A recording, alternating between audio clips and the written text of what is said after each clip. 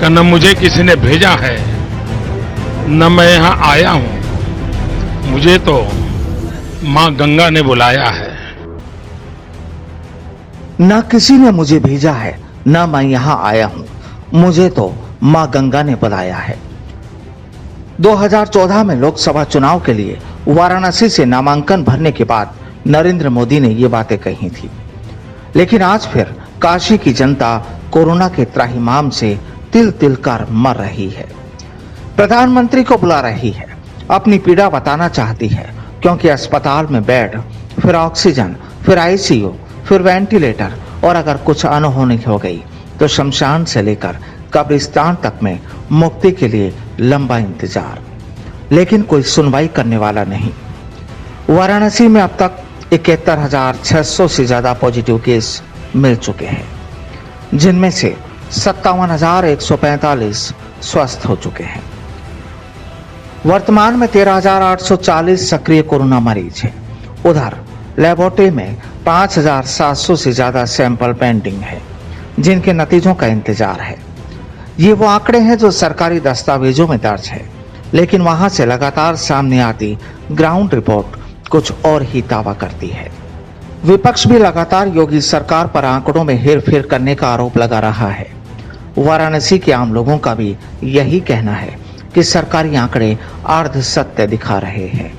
असल में हालात बेहद भयावह है।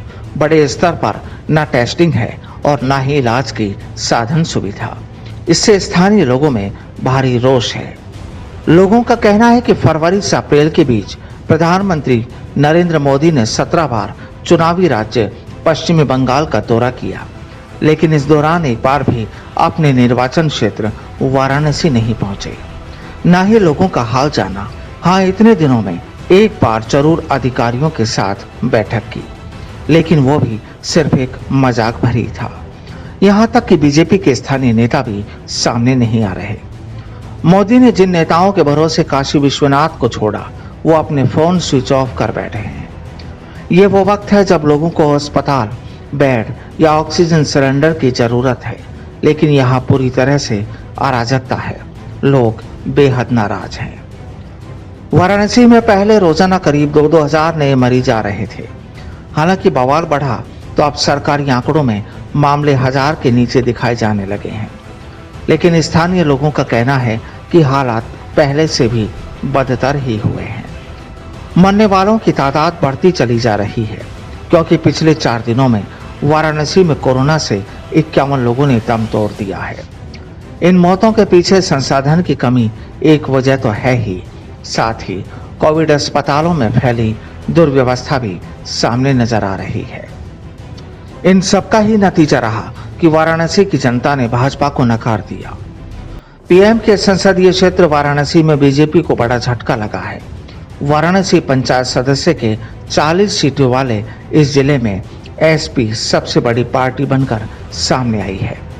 सीटों पर काउंटिंग के बाद एसपी 15 सीटों पर जीत हासिल की, जबकि बीजेपी 7 सीटों पर ही सिमट गई।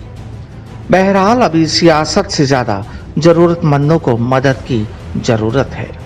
वाराणसी के लोग प्रधानमंत्री मोदी की ओर बड़ी उम्मीदों से देख रहे हैं, लेकिन अब देखना होगा कि क्या पीएम मोदी उनकी उम्मीदों पर खरे उतर पाते हैं या नहीं।